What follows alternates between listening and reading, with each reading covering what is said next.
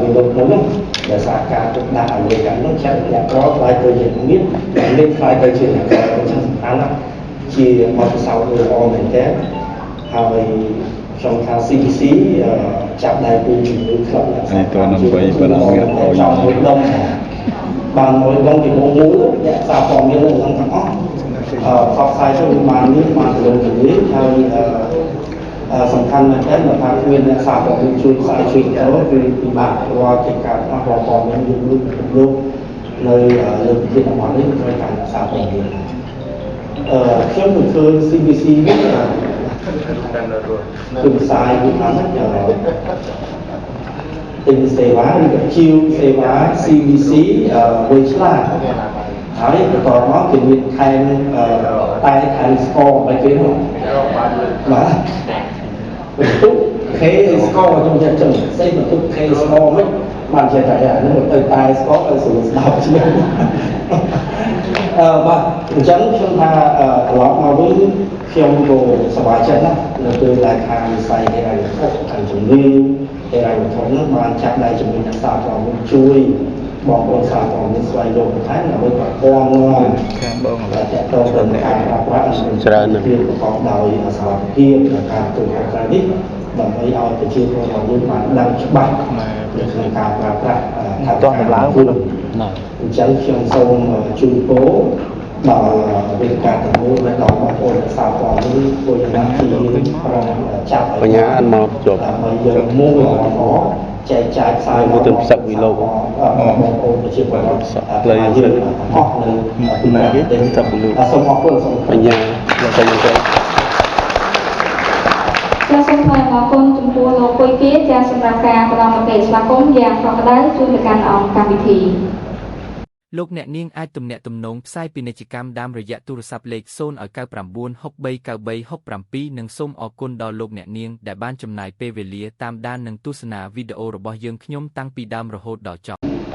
ហើយគេបត់ខ្ញុំថ្ងៃនេះខ្ញុំនិយាយពីទូរទស្សន៍នៃប្រព័ន្ធ Telephone នេះទៀតក្នុងការលើកកម្ពស់ទាក់ទងតម្លាភាពនៅក្នុងវិស័យធនាគារនិងហិរញ្ញវត្ថុនិងការប្រើប្រាស់ឥណទានប្រកបដោយសុវត្ថិភាពអញ្ចឹងបាទនេះជាប្រធានបទហើយមុននឹងខ្ញុំទៅតង់ចំណុចដើម្បីបកស្រាយលើចំណុចមួយចំនួននៅក្នុងប្រធានបទនេះខ្ញុំអាចជូនជាគេហៅរឿងវិធានមួយដែរពួកគេក៏លើកតង់ទៅនឹងមេរៀនជើខ្លួននៅក្នុងវិធានយើងចឹងណាចឹងខ្ញុំចែកជូនលោកអស់នេះនៅវិធានមួយដែរមិនយើងដល់នឹងដែរបាទរឿងទានហ្នឹងគឺចង់និយាយតាមក្នុងឆ្នាំ2012គឺមានលោកដៅមួយដែលគាត់ជាអ្នកបើកហាងកាហ្វេមួយអញ្ចឹងហ្នឹងហើយគាត់បើកទៅគាត់ជោគជ័យអញ្ចឹងគាត់ចង់ពង្រីកហាងរបស់គាត់អញ្ចឹងគាត់គិតដែរថាបើសិនបើគាត់រីសម័យគាត់ពង្រីកហាងបាន2-3ប៉ុណ្ណឹងហើយគាត់គិតថាបើគាត់ពង្រីកទៀតសមាធិរបស់គាត់ហើយអ្វីដែលគាត់គ្រប់គ្រងហាងបច្ចុប្បន្នរបស់គាត់ហ្នឹងគឺគាត់អាចមានប្រតិភិក្នុងការធ្វើបានហ្នឹងណាប៉ុន្តែជាបញ្ហាគឺគាត់ខ្វះធនធានខ្វះជាពិសេសគឺទុនហ្នឹងឯងគឺប្រាក់ដើម្បីយកទៅទិញឧបករណ៍ទិញអីផ្សេងៗដើម្បីពង្រីកហាងរបស់គាត់ឲ្យជួយបុគ្គលិកទៅអញ្ចឹងគាត់ក៏សម្រេចចិត្តថានឹងទៅធនាគារដើម្បីសួរនាំដល់ធនាគារឲ្យទីខ្ចីហើយអញ្ចឹងគាត់ទៅធនាគារបាទពេលទៅដល់ធនាគារបាន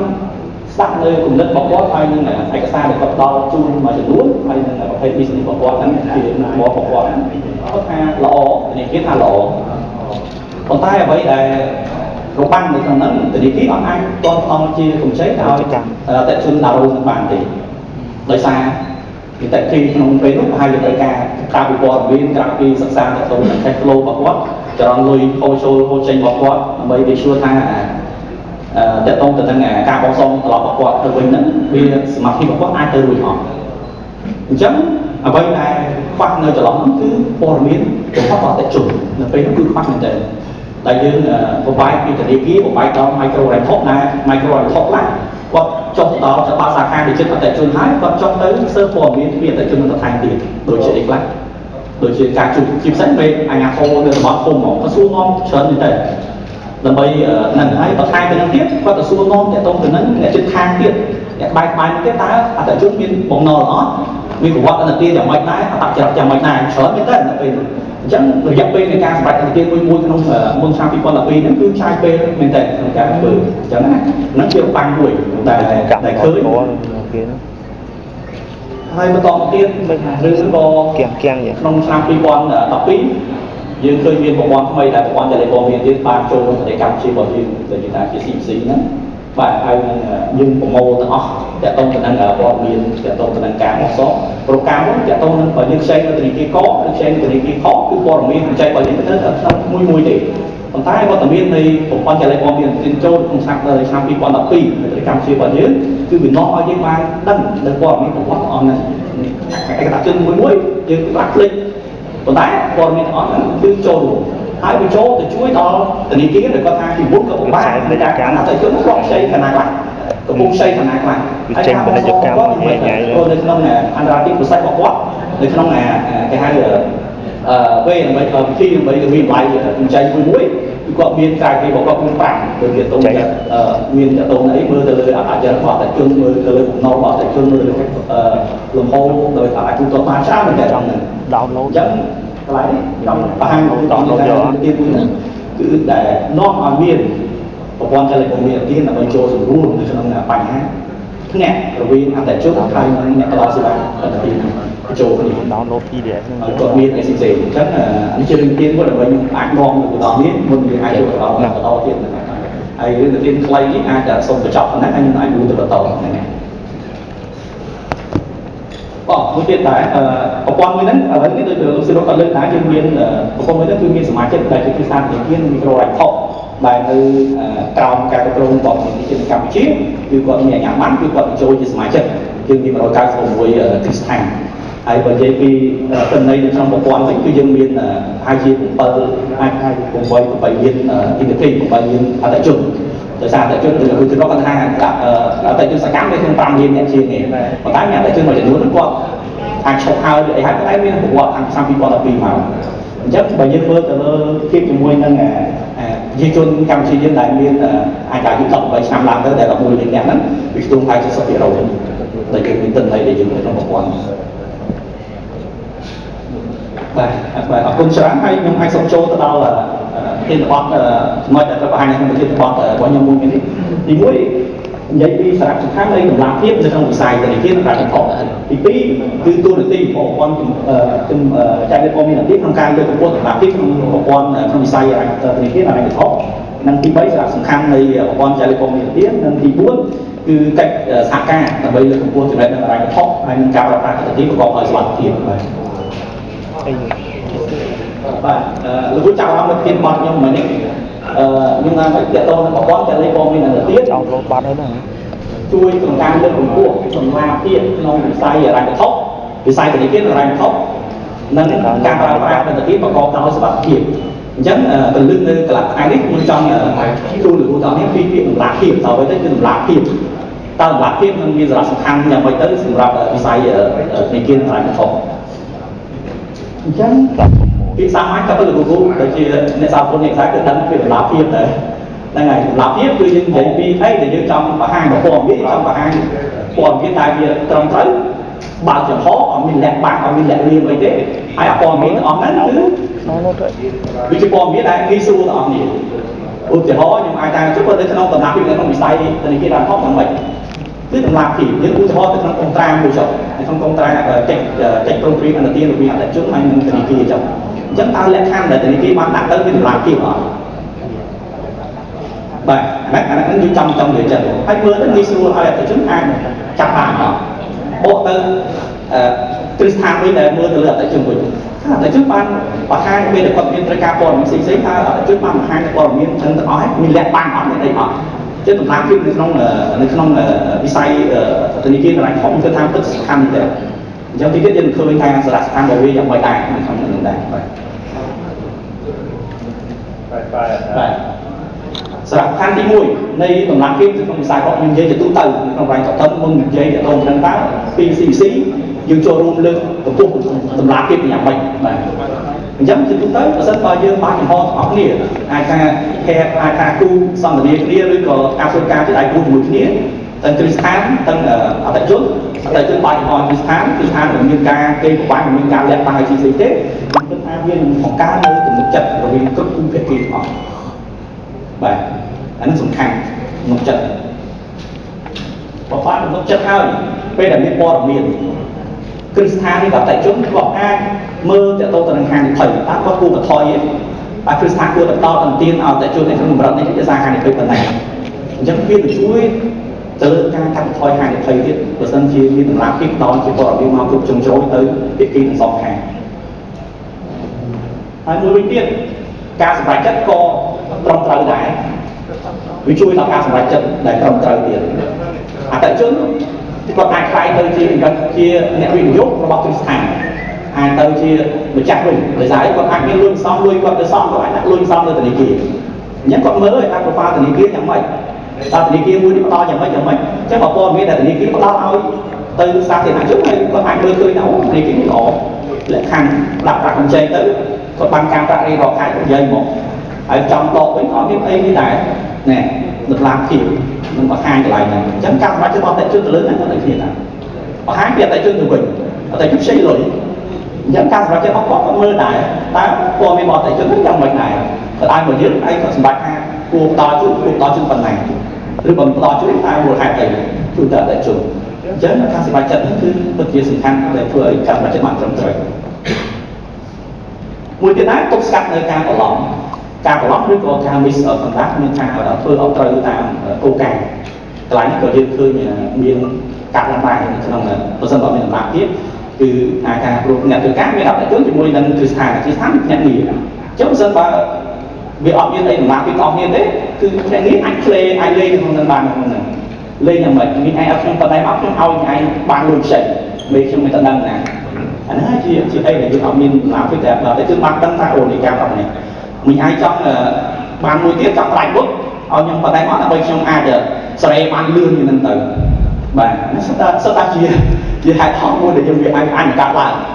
chắc là sao bây giờ ban ta từng ho thọ cái ban mình từng làm cái việc còn mình thọ cái hay con trai đến con miệng biết tăng cái đẹp mình có vậy chứ mình xì ốc với từ ai giờ một bạn bán mình chọn nơi sao bán cò của một bạn mình hàng người chọn ta cò mình khắp bài càng tiếp mà hàng này một thang mình chọn bàn này nè cho mình vô thì biết mình bán nhà hàng lần tiền với nhau mình cả con sòng thì tại tại trước trên hai tam thì hai xe tay xe tam chẳng hạn tam đâu thì trong gói tên họ vào đầu và tôi sân miền tổng la thiệp với trong là một tuần tuy nhiên là ai giờ tôi ở mistake thì các mistake thiệp người ta những họ những ban hai họ những cả lan họ tại trước họ đang từ tháng có bên tới tôi tại Việt Nam đại biên tôi ở các kho support tại trước chẳng mistake thì các mistake thì hết người ta và các biết là cao làm lại và họ mấy mà các mấy cái nó bị sai và chui đó xong rồi tại trước là cao làm chuyện bạn đi chưa tôi tới bây giờ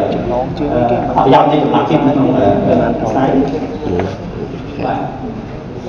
một giấy BCC quanh tao CC tôi đây còn nó là một con trai nó còn tiếp tôi đi hát tôi thôi nói tại trước tôi ban chạy tôi ban là ba anh tổng này ở trong tái còn cho rút trong cam lên một cuộc và tôi từng làm tiếp mà trong là tổng này từng rồi tập bài ban nên con tôi gặp chiều một gì anh tôi đi được một trận chứ mà không biết cái đấy lên bây giờ mệt mùi và tôi đang cam lên một cuộc và tôi là làm phim mà đâu có tôi tìm mấy bạn tự lên nâng mỗi cặp thôi nó còn một mai thì bán bây giờ cái nó mới cái nó mày đau mình chẳng nên ai cũng là chung mình bắt con miên mình mua để con bắt qua thì biết của má cũng cái ấy từ đây có người lừa tại chung tại trước tăng con miên cho ăn thì mình kia tăng chứ một con miên chọn miên bay lại có thang gặp chọn mà lại nó học và vì muốn còn tại cái tên thì một con cho nên con miên tên mắc thì con biết đây nên đẩy mượn cứ từ tháng hai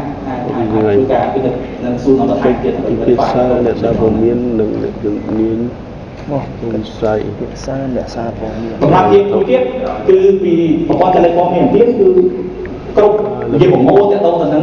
data ពីគ្រប់សមាជិកទាំងអស់ដែលនៅក្នុងច្បាប់មានអញ្ចឹងអត់អាចលើកលែងថាអូស្ថាប័នកសុំអត់ធ្វើការចូលទៅលេខឲ្យទៅលេខមក CC គឺអត់គ្រប់សមាជិកអស់តែតូចធំគឺប្រមូលទាំងអស់នឹងត្រូវហើយប្រមូលទៀតសោតគឺ standard តែមួយទៀតเลยมีทางของโมมาแต่ตัวเมียนั่นคือตัวมีอันนั้นที่เอาตัวมีสายเอาตัวมีนอกเนี่ยหรือสถาบันทรงมาอย่างโน้ที่ผมว่าจะได้ตรงนี้คือยังการสแตนดาร์ดแต่เรื่องของการแต่ละที่แกบอกจะออกในที่สมาชิกของCC ม ឡាភិបស្មារតីទៅលើជំរុញការប្រកបវិជ័យស្មារតីគ្នាកន្លែងនេះមានន័យថាគ្រប់គ្រឹះស្ថានទាំងអស់តម្រូវអាចចូលមានសិទ្ធិនៅក្នុងការប្រើប្រាស់នៅប្រព័ន្ធចលនាមានទៀតដើម្បីធ្វើការវិនិច្ឆ័យដល់ខាងទៅទៀតដែលតែគឺដាក់ស្នើសុំកម្ចីពីទូស្ថានអញ្ចឹងកន្លែងនេះយើងនឹងបញ្ចូលទាំងអស់នេះហើយទិន្នន័យដែលត្រូវបានបង្ហាញក្នុងរបាយការណ៍អន្តរជាតិក៏ជាទិន្នន័យស្តង់ដារមិនថាទិន្នន័យដែលបង្ហាញមកត្រូវបាត់ពាក់កណ្ដាលហើយឲ្យទៅពាក់កណ្ដាលគឺយើងមិនទេអាស្រ័យលើស្ថាប័នទូរស័ព្ទមកធំឬមិនក៏អត់ទេគឺស្មារតីគ្នារវាងគ្រប់ភាគីហើយទិន្នន័យអស់នេះគឺទិន្នន័យដែលសំត្រូវទៅបានបច្ចុប្បន្នភាពទៀតមានន័យថាទិន្នន័យអស់នេះគឺបានមកពីគ្រឹះស្ថានហើយយើងផ្ដល់ទូទៅគ្រឹះស្ថានទៅវិញទៅស្តង់ដារតែមួយអត់ខុសគ្នាទេបាទហើយខ្ញុំថាចំណុចមួយទៀតថាសិទ្ធិរបស់អតិថិជនត្រូវបានការពារកន្លែងនេះទូនទីរបស់ប្រព័ន្ធដូចជាបើយើងមើលអត់ចំធនាគារគឺជាអន្តរការហើយរវាងអ្នកសល់លុយហើយនិងអ្នកត្រូវការលុយដើម្បីយកមកដើម្បីតបទៅគ្នាប្រព័ន្ធចលនាព័ត៌មានក៏ជាអន្តរការហើយរវាងព័ត៌មានរបស់អតិថិជនហើយព័ត៌មានតែអស់ពីគ្រឹះស្ថានដែរយើងជាអន្តរការមួយដែរអញ្ចឹងព័ត៌មានទាំងអស់ដែលយើងទទួលបានពីគ្រឹះស្ថានធនាគារពីក្រោយថតអញ្ចឹងមានករណីដែលវាច្រឡំថាមួយពេលខ្លះគឺឧទាហរណ៍ថាពងវាយអតិថិជនបង់ទៅវាយទៅកាត់ហោអ្នកផ្សេងបានបង់ទីទាត់ពេលអតិថិជនក៏បង់ទីទាត់ដោយសារមានបញ្ហាការលើជំនាញលើមនុស្សហ្នឹងក៏ input នឹងអាចតែលើខុសអញ្ចឹងអាហ្នឹងហើយពីសិទ្ធិដែលយើងការពារទិន្នន័យអស់នេះជាទិន្នន័យរបស់សាធារណជនពីបុគ្គលទាំងអស់គ្នាបងសារព័ត៌មានក៏ជាទិន្នន័យរបស់បងទាំងអស់ដែរមានទិន្នន័យរបស់នេះមានទិន្នន័យរបស់ CC តែ CC មានទូទីក្នុងការខែរក្សាធ្វើមិនឲ្យវាត្រឹមត្រូវដើម្បីជួយសម្រួលដល់បងប្អូននេះទទួលបានអីដែលបងត្រូវការនៅក្នុងវិស័យអន្តរជាតិទីគេហ្នឹងបាទអញ្ចឹងបើមានការកែតម្រូវមានកំហុសគឺអតិថិជនមានសិទ្ធិក្នុងការស្នើសុំការកែតម្រូវទៅគ្រឹះស្ថានមក CC គឺយើងនឹងពិនិត្យមើលសងខាងអស់នេះតើត្រូវអត់ហ្នឹងណាបើមានកំហុសដោយ error ណាមួយនោះ VCC យើងនឹងធ្វើការតាមរយៈជូនដើម្បីឲ្យវាត្រឹមត្រូវតាមភាពត្រឹមត្រូវមែនហ្នឹងគឺថាមានកំហុសចែកខាងគ្រឹះស្ថានហើយមួយទៀតដែរអតិថិជនមានសិទ្ធិក្នុងការស្នើសុំរបាយការណ៍ប្រតិបត្តិប្រកបអញ្ចឹងអរគុណប្រកាសដែរ VCC ក៏ជួយមានយន្តការទៅចឹងដែរការស្ដីការចាត់វិភាគពីធនាគារកម្ពុជាលោកថាអតិថិជនអាចស្នើសុំរបាយការណ៍វិភាគរបស់ខ្លួនពីប្រព័ន្ធtelekomមានតាមបានមួយក្នុងមួយឆ្នាំប្រតិបត្តិមើលតើមានបញ្ហាអត់ខុសឆ្គងខុសអីអត់មើលការបងសងខ្ចីខាងនេះត្រូវអត់អីអត់យ៉ាងណាអញ្ចឹងយើងអាចធ្វើការហ្នឹងដែរបើមានកំហុសយើងអាចធ្វើការកែតម្រូវជួយយើងនឹង check ទៅគ្រឹះស្ថានដែលជាដៃគូដល់ផ្នែកជួយហើយលើពីនេះទៅទៀតនៅក្នុងភាពតម្លាភាពមួយដែលសំខាន់គឺទិន្នន័យជាទិន្នន័យរបស់អតិថិជនបើអត់មានការយល់ព្រមពីអតិថិជនឲ្យជួយការ check របាយការណ៍ទីរបស់គាត់ទេគឺគ្រឹះស្ថានឬជនណាក៏ដោយក៏អត់មានសិទ្ធិក្នុងការទៅចូល check ក្នុងប្រព័ន្ធចលនាទៀតនេះជារឿងមួយដែលមានតម្លាភាពណាស់ជាសម្រាប់អតិថិជនព្រោះទិន្នន័យជាទិន្នន័យរបស់អតិថិជនប្រវត្តិរបស់អតិថិជនហើយចុងក្រោយទូនទីរបស់យើងគឺយើងអនុលោមទៅតាមប្រកាសស្ដីពីការចែកលេខព័ត៌មានទានខ្ញុំគិតថាអនុលោមតាមវាច្រើនវាធ្វើច្រើនរឿង security ឬអីច្រើនតែខ្ញុំឡើយនេះខ្ញុំរឹងតែបង្ហាញពី system របស់យើងមួយតម្លាភាពដែលយើងដាក់ក្នុងហ្នឹងគឺរបាយការណ៍ទានវាថាអតិថិជនដែលគាត់មានប្រវត្តិអាចថាមានព័ត៌មានទានអវិជ្ជមានណាឬក៏វិជ្ជមានគឺយើងធ្វើការបង្ហាញទៅតាមច្បាប់ដែលយើងមានគឺប្រព័ន្ធរបស់យើងវាអូតូវាស្វ័យអូតូនៅក្នុងហ្នឹងដល់ពេលវេលារបស់វាអាចដែរឧទាហរណ៍ថានៅក្នុងព័ត៌មានអវិជ្ជមានអតិថិជនដែលមានការបង់យើងចាប់ពី90ថ្ងៃឡើងទៅពេលដែលគាត់បានទូទាត់សងគេថាពេកបានទូទាត់សងទៅគ្រឹះស្ថានគ្រប់ចំនួនហើយយើងរកពីថ្ងៃដែលគាត់ទូទាត់សងគ្រប់ចំនួនយើងរក្សាប្រហែលតែ3ឆ្នាំទេគឺទុកមានថាច្បាប់តម្រូវថាទុកឱកាសឲ្យអតិថិជនអាចសាងជាក្នុងរបាយការណ៍អនុទានរបស់គាត់ហប់3ឆ្នាំហ្នឹងទៅគឺអនុទានមួយហ្នឹងគឺអត់ឃើញក្នុងរបាយការណ៍អនុទានអតិថិជនពេលដែលគ្រឹះស្ថានធ្វើការ check ទៅយើងស្នើសុំទៀតទេបាទអានេះជាច្បាប់អញ្ចឹងប្រព័ន្ធយើងអនុលោមទៅតាមច្បាប់ហើយវាតម្លាភាពដែរតែអតិថិជនទៅគ្រឹះស្ថានយើង follow តាមច្បាប់តែមួយហ្នឹងហើយបើយើងមានសាយអី2ឆ្នាំអញ្ចឹងតែបើតែប្រព័ន្ធមានល្អរបស់អតិថិជនវិញច្បាប់ឲ្យទុកដល់10ឆ្នាំដើម្បីឲ្យគ្រឹះស្ថានប្រើប្រាស់ទៅហ្នឹងហើយអញ្ចឹងអានេះតម្លាជួយអតិថិជនហ្នឹងយើងទទួលទៅនៃពីអតិថិជនយើងផ្ដល់រយៈពេលវែងទៅឲ្យល្អជួយអតិថិជនបានច្រើនដែរបាទបាទនេះជាទូទៅគឺថាប្រហែលជាទូនទីអានេះជាទូជា general នៃប្រព័ន្ធចលនាព័ត៌មានទៀតដូចខ្ញុំលើកពីដំបូងមកដែរគឺព័ត៌មានអន្តរជាតិប្រព័ន្ធចលនាព័ត៌មានទៀតគឺដើរតួនាទីទៅជួយដល់គ្រឹះស្ថានទីមួយជំរុញនៅដំណើរការនៃការអនុវត្តទៀតបានលឿនជាងមុន ការមួយចំណាយពេលបរិយាចំណាយពេលមួយខែ3ខែឥឡូវថ្មីខ្ញុំគឺថាមិនអត់បានឆែករាល់ការវិទាអញ្ចឹងតែគោលការណ៍គាត់ឆែកតាំងពី1ខែ1ខែដល់ខែនោះទៅមកមើលឡើងយកវាសិន surprise ដែរគឺថាខ្ញុំទៅមានអាកាសធាតុយូរអញ្ចឹងទៀតដែរប៉ុន្តែតាមតែជារៀងជួរនេះប៉ុន្តែយើងភាពក្រៅអាចថា99%គឺថាបានយូរជាងខុសនេះឆ្ងាយទេសិនតែឥឡូវដោយសារមានឱកាសមួយទៀតដោយសារយើងមាន digital ទៅអាចទៅនេះគេមកចំនួនគាត់របស់គាត់ជាលក្ខណៈ digital គាត់បានលឿនពេកគាត់ដល់5 10នាទីគាត់អាចនេះបានដែរអញ្ចឹងគឺនឹងជួយសម្រួលនៅកន្លែងហ្នឹងដែរហើយជាភាសាមួយទៀតគឺគាត់មើលគាត់អាចគ្រប់គ្រងទៅលើហានិភ័យអន្តរជាតិរបស់គាត់បានព្រោះគាត់អាចដឹងកម្រិតថាហានិភ័យអន្តរជាតិប៉ុណ្ណាគាត់គួរឲ្យអត់គឺគាត់ reject អត់គួរឲ្យអត់គឺគាត់អាចគ្រប់គ្រងបានហើយអ្វីដែលគោលដៅដែលធនាគារចង់បានគឺការពារទំនោររបស់អង្គទៅគ្រប់អតិថិជនហ្នឹងជាអ្វីដែលគោលដៅរបស់គាត់ដែលនឹងចូលរួមគឺដើម្បីកាត់បន្ថយអតិថិជននេះហើយគាត់ជាគោលដៅរបស់ធនាគារដែលចង់បានដែរហើយគាត់ជាអ្វីដែលអតិថិជនចង់បានដែរប៉ុន្តែពេលខ្លះអតិថិជនភ្លេចខ្លួនអញ្ចឹងភ្លេចខ្លួនក៏ដូចខ្ញុំថាមិនស្អីដាច់ស្តាមអញ្ចឹងណាហ្នឹងហើយប៉ុន្តែការយកបំណុលយកមកតបបំណុលវាមិនមែនជាវិទ្យាបាយដែលល្អសម្រាប់អតិថិជនទេទៅថ្ងៃមុខបាទហើយកម្ពុជាមាន state ពីមួយខ្សែរបស់គ្នាដែរហើយចំពោះអតិថិជនវិញខ្ញុំគិតថាមានភាពងាយស្រួលគឺគាត់បានទទួលលក្ខខណ្ឌមិនសិនបើគាត់កសាងប្រវត្តិអន្តរជាតិគាត់បានល្អខ្ញុំគិតថាគាត់នឹងកសាងពីឈ្មោះខាងផ្នែកអន្តររបស់គាត់អញ្ចឹងលក្ខខណ្ឌពិសេសឬក៏ប្រកបឋានគាត់នឹងមើលលក្ខខណ្ឌនិភ័យហើយតែខាងនិភ័យកម្រិតណាតែគាត់អាចផ្ដល់ជូនការប្រាក់កម្រិតណារយៈពេលប៉ុណ្ណាពីមុនទៀតឲ្យតាមអ្វីគាត់ស្នើសុំអត់ពីស៊ីលក្ខខណ្ឌល្អជាងមុនពង្រឿននៃដំណើរការហើយតាម3ខែ2ខែ1ខែបានហើយព័ត៌មានរបស់ខ្ញុំត្រូវបានអ្នកជិតខាងខ្ញុំសួរនាំទៀតណាមិនទៅខ្ចីអំណាចដែរទៀតហើយឥឡូវលេងមានអ្នកសួរនឹងទៀតហើយចឹង confidential ទីពលមកតែគឺត្រូវបានរក្សាការសម្រាប់គាត់ដែរតែស្អីអត់ដឹងទេបាទមួយទៀតអាចមានការគូផ្សេងទៅលើតថស៊ីមានការគាត់ជំរឹះពេលដែលមានប្រព័ន្ធចែកលេខមានទៀតហើយអតិថិជនអាចមានប្រព័ន្ធគាត់មានហើយគាត់ចង់ទៅណាទៅណីអីផ្សេងគាត់អាចមើលលើផលិតផលណាដែលវាអាចសមស្របគ្រប់គាត់ហើយគឺស្ថានដែលគឺស្ថានទីទៀតគាត់មានពេលថាពីប្លុកទៅទៅនឹងប្លុកមានរបស់គាត់ខាងទៀតដែរបាទហើយមួយទៀតហ្នឹងគឺកន្លែងសំខាន់មួយដែរពេលដែលពីមុនយើងអត់មានពេលយើងសម័យមើលពីមួយថាអូមកភូមិហ្នឹងគឺដាក់លុបគឺស្អុយដាក់លុបគឺស្អុយអញ្ចឹងវាបាត់ឱកាសប្រព័ន្ធចែកលេខមានចូលមកគឺលេខស្អុយមិនស្អុយទៀតហើយគឺបែកទៅលើរបាយការណ៍អនុទានបែកទៅលើការអាសេសនីតិភាពរបស់គ្រឹះស្ថានមិនគាត់10ឆ្នាំមកគាត់មានបញ្ហាថាអត់បានបោះដោយសារស្ថានភាពសង្គមណាមួយរបស់គាត់មានបញ្ហាណាមួយនោះតែគឺឲ្យគាត់មានបញ្ហាអញ្ចឹងប្រព័ន្ធចែកលេខមានចូលមកប្រើរបាយការណ៍គោល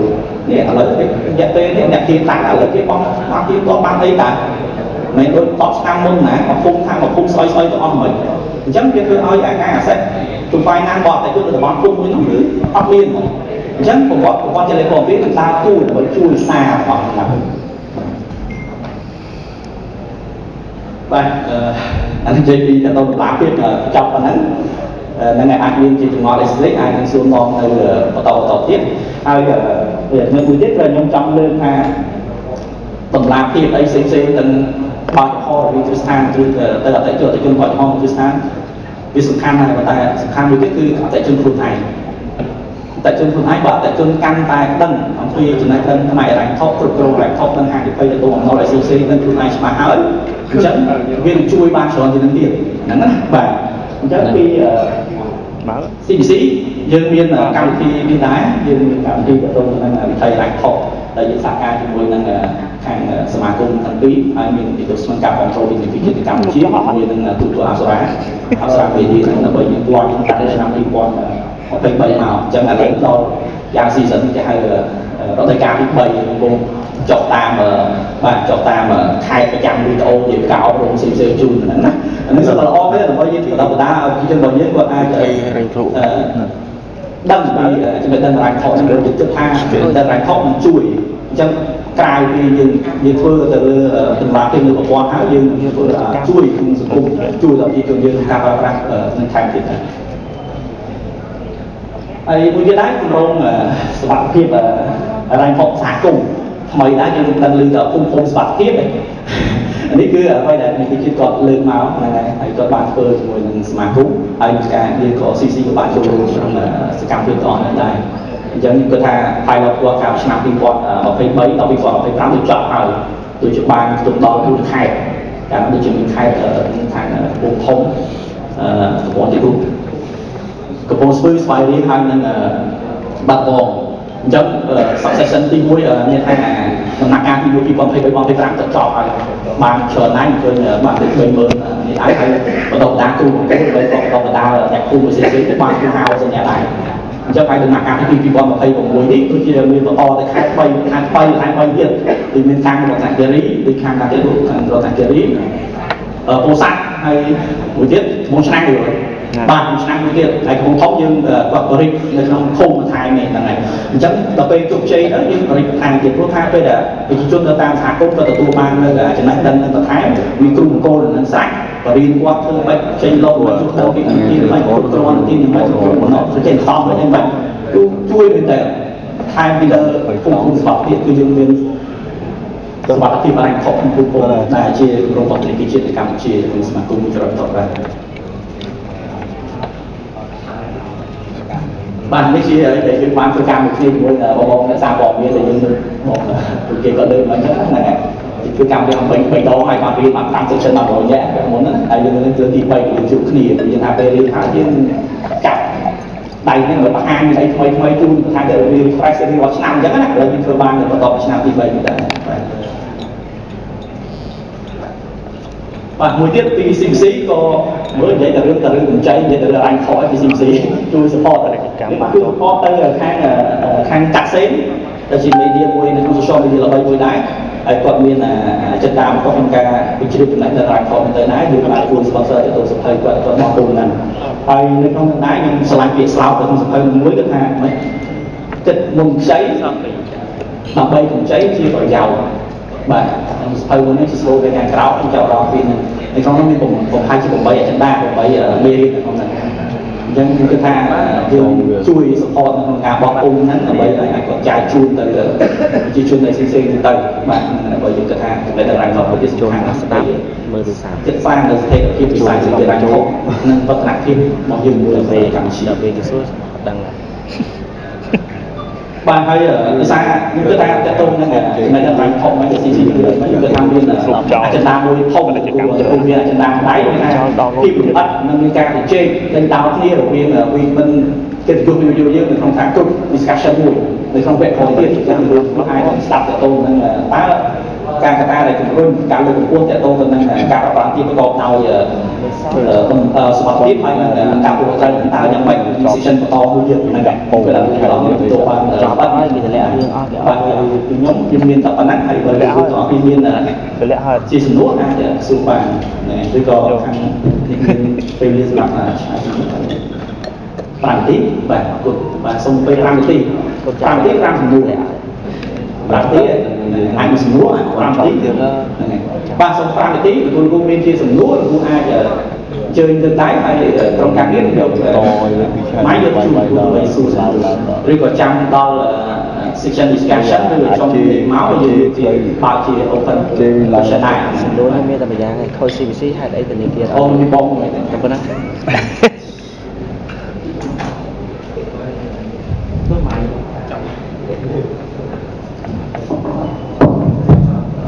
បាទសួស្តីខ្ញុំមុនប្រានៅខាងសហព័ន្ធវិកម្ពុជាថ្មីមាន2ចំនួនសំណួរដំបូងឃើញខាងបងបានបញ្ជាក់ថា CT នេះអាចឲ្យធនាគារឆែកព័ត៌មានអតិថិជនបានប៉ុន្តែមុននឹងឆែកហ្នឹងត្រូវមានការទទួលការញ៉ាំពីអតិថិជនដែរតើរូបភាពបែបនេះតែធនាគារនោះអាចឆែកព័ត៌មានតើមានការយល់ព្រមយ៉ាងម៉េចដែរធម្មតាធនាគារពេលគេចង់ដល់ចែកគេត្រូវឆែកមុនទេប៉ុន្តែតែការសុំការអនុញ្ញាតទៅបើអតិថិជនអនុញ្ញាតឲ្យឆែកតែធនាគារមានសិទ្ធិឆែកមុនលោកអ្នកនាងអាចទំនាក់ទំនងផ្សាយពាណិជ្ជកម្មតាមរយៈទូរស័ព្ទលេខ099639367និងសូមអរគុណដល់លោកអ្នកនាងដែលបានចំណាយពេលវេលាតាមដាននិងទស្សនាវីដេអូរបស់យើងខ្ញុំតាំងពីដើមរហូតដល់ចប់ធ្វើម៉េចត្រូវអ្នកទៅទៀតប្រកបដោយការទទួលខុសត្រូវដែរអញ្ចឹងដើម្បីការពារទៅដល់អ្នកមួយចំនួនកុំឲ្យធ្វើម៉េចឲ្យគាត់ទទួលបាននៅទីលើកមុខពេកណា អាហ្នឹងក៏អាចជួយសម្រួលគាត់បើសិនជាគាត់មាននឹងទៀតច្រើនហើយគេនឹងផ្ដល់គាត់មិនអាចថាបានសមត្ថភាពគាត់អាហ្នឹងណាបាទហើយមួយចុងក្រោយទៀតបានថាប្រព័ន្ធនេះក៏វាអាចជួយធ្វើ profile គាត់ផងដែរហ្នឹងណាព្រោះពេលខ្លះតែយើងនិយាយថាការទទួលបានលទ្ធភាពប្រកបដោយការទទួលខុសត្រូវច្បាស់ថាគាត់អាចមានលទ្ធភាពទទួលបានអញ្ចឹងចំពោះសាធារណជនដែលគាត់មានប្រវត្តិនៅក្នុងហ្នឹងក៏ជានីតិវិធីមួយដើម្បីធ្វើឲ្យសម្រួលឲ្យគាត់អាចទទួលបានលទ្ធភាពនៅថ្ងៃក្រោយបានដែរអញ្ចឹងអាហ្នឹងដែលខ្ញុំអាចទៅលេខមើលពីការជួយគ្រប់គ្រងពីប្រព័ន្ធចែកលេខព័ត៌មានអន្តរជាតិទៅវិញបាទអរគុណសូមអរគុណ tôi xin cho chúng tôi cái sự tích chưa biết như là ca tam đan thế là ở sân dịp để trường quạt miền cầm chơi bay buôn từ than nhé ta từ than để vận động chơi đi buôn đi đếm ta vận động việc đó cái chương trình ca tam đan là cả những thứ mà តាមពិតបើសិនជាយើងសង្កេតមើលបានថាតាមក្រុមខាងនីតិយុត្តរងថ្ងៃហ្នឹងបានថាគ្រឹះស្ថានដែលគាត់តអន្តរជាតិទាំងអស់នៅក្នុងស្រុកខ្មែរយើងដែលយើងមានជាធនាគារគ្រឹះស្ថានក្ររ៉ាញ់ខកក្រុមហ៊ុនភាគតិសន្យាជាមួយនឹងគ្រឹះស្ថានអន្តរជាតិជនបទគាត់តាមទិន្នន័យយើងជារៀងរាល់ថ្ងៃចូលមកទាំងអន្តរជាតិថ្មីទាំងអន្តរជាតិចាស់នៅពេលដែលអន្តរជាតិចាស់បានថាការបង់សងរបស់យើងរៀងរាល់ថ្ងៃនឹងរបៀបមិនចឹងរៀងរាល់ខែព័ត៌មានហ្នឹងត្រូវដល់មកប្រព័ន្ធចែកលេខព័ត៌មានអន្តរជាតិហើយនៅពេលយើងផ្ដល់ឲ្យបានថាយើងជាអ្នកគ្រប់គ្រងប្រព័ន្ធហ្នឹងក៏មិនឲ្យមានសុខភាពនៅក្នុងហ្នឹងធនាគារគាត់អាចប្រើប្រាស់ប្រព័ន្ធទៅវិញអញ្ចឹងនៅពេលដែលលោកអស័យនិងកញ្ញាត្រូវការប្រើប្រាស់អន្តរជាតិចំគឺគេត្រូវតែឆែកប្រវត្តិនៅក្នុងហ្នឹងហើយនៅពេលដែលយើងឆែកប្រវត្តិហ្នឹងយើងដឹងហើយថាតើម្នាក់ហ្នឹងមិនដែរម្នាក់ហ្នឹងគាត់មានកម្ចីចំនួនប្រមាណហើយមាន3កន្លែង4កន្លែងហើយឬក៏មិនកម្ចីណាខូចឬរបៀបមិនគឺទៅតាមរយៈការឆែកលើប្រវត្តិហ្នឹងហើយអញ្ចឹងបើសិនតែយើងគិតថាយន្តការនៅក្នុងការតាមដានគឺកន្លែងហ្នឹងហើយបើសិនជាថ្ងៃថ្ងៃជាអានតិចទៀតលោកចាស់ទៀតគាត់អាចលើកឡើងតិចជា code of conduct ក្នុង banking sector ក៏មានដែរថាបើសិនជាម្នាក់ហ្នឹងគាត់មានកម្ចីលើសពី3ស្ថាប័នហើយតាម3ស្ថាប័នគឺយើងអាចទទួលយកបានប៉ុន្តែបើសិនជាគាត់ខ្ចីបាន3ហើយយើងអាចធ្វើទៅជាជំទី4បានទេអាហ្នឹងក៏ជាយន្តការមួយដែលទប់ស្កាត់កុំឲ្យយើងផ្ដល់អនុញ្ញាតឲ្យអតិថិជននឹងមានលឿនលំពេកហ្នឹងណាបាទសូមអរគុណខ្ញុំចាប់អារម្មណ៍ដែរពីតាមកម្មវិធីគឺរដ្ឋបាលជំនាញជួយអំពីជួរលេខតើតើជាមួយនឹងកម្ចីអន្តរជាតិនៅក្នុងបរិបទគឺមានជា5លានជាងបាទហើយក្នុងក៏មានខ្ញុំដែរបាទហើយគឺទូលេខក៏បានបញ្ជាក់ថាមានរហូតដល់ទៅ60ជាងពាន់លានបាទខ្ញុំចាប់អារម្មណ៍ខ្ញុំចង់បំផាសំណួរទៅលោកលោកជាដំណើរការនៃខ្សែកម្មវិធីឬជាជំនាញនៃសារព័ត៌មានផងដែរពេលនេះខ្ញុំឃើញសារព័ត៌មានមួយចំនួនគាត់លើកឡើងអំពីបំណុលបាទរបាយការណ៍ CBC គាត់ចេញហើយគាត់លើកពីបំណុលថាជាកម្មវិធីយើងប្រហែលជា5លាននាក់ចូលបំណុលចូលបំណុលចឹងទៅស្ដាប់មែនទេហាក់ដូចជាបំណុលតែគាត់បាទវាមិនស្ដាប់មែនទេពីខ្មែរផ្សេងបំណុលវាច្រើនណាបាទអត់ស្អីគាត់អញ្ចឹងយើងមិនជជែកអំពីការផ្ដល់សេវាហើយខុសទៅការទទួលត្រូវហើយក៏ខ្ញុំចង់ជួបដែរថាការផ្សព្វផ្សាយនឹងមានការទទួលត្រូវដែរបាទអញ្ចឹងចង់បំផាសំណួរទៅលើថាការផ្សព្វផ្សាយទុនសារអញ្ចឹងមានផលប៉ះពាល់អីដល់សិទ្ធិជនដែរ